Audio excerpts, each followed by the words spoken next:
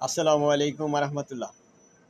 প্রিয় বন্ধুগণ, বাংলাদেশের মানুষের আশা আকাঙ্ক্ষা রয়েছে, হয়তো ইসলামিক দলগুলো একসাথে ঐক্য থাকার কথা ছিল, কিন্তু হয়তো একটা দল তাদের সাথে একত্রিত থাকতে পারে নাই। এটা হয়তো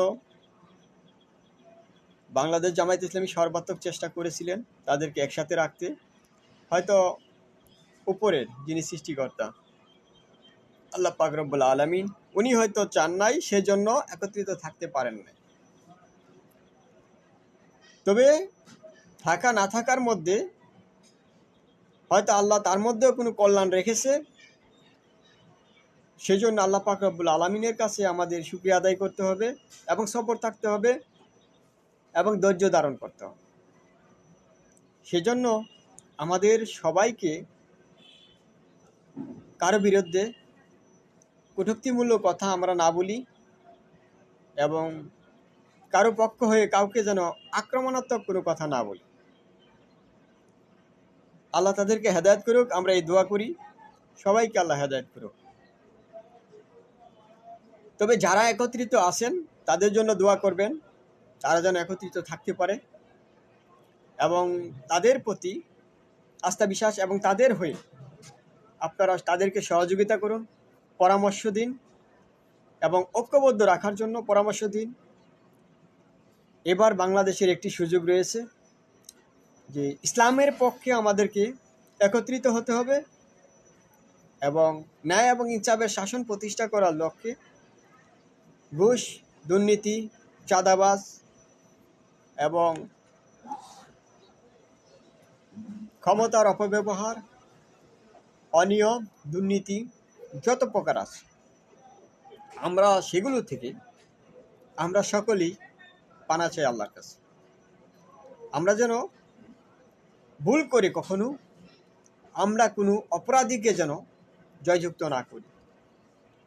আমরা ক্লিন ইমেজের ভালো লোকদেরকে যেন আমরা ভোট দিই, সৎ, ন্যায়পরায়ণ এবং নামাজি, পাঁচওয়াক্ত নামাজি এরকম দিনদার ব্যক্তিদেরকে যেন আমরা ভোট দিই।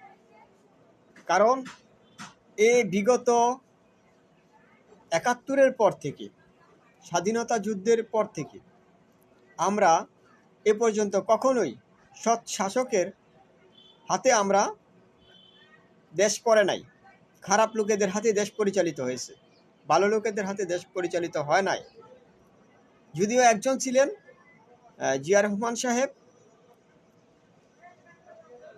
তিনিও বেশি দিন টিকতে পারেন নাই। তো অতএব আমরা বলবো,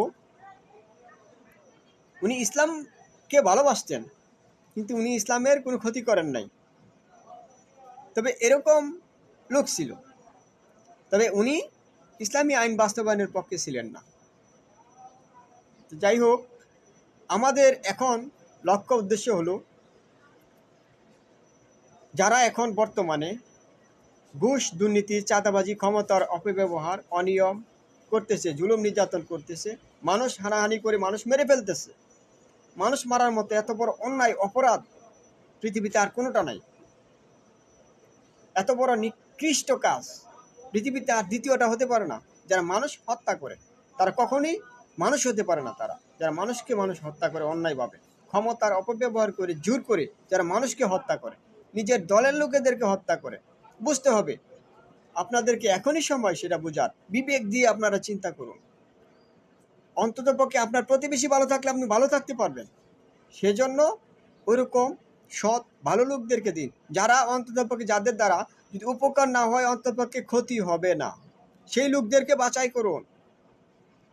আপনার উপকার করতে না পারলে কিন্তু আপনার ক্ষতি করবে না।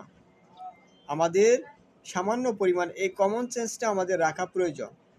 আর সেই জন্য আমাদের আগামী নির্বাচনে সৎ এবং যোগ্য লোকেদের প্রতি আহ্বান জানাচ্ছি, আপনারা সকলেই নামাজি, সৎ এবং যোগ্য লোক দেখে আপনারা ভোট দিবেন।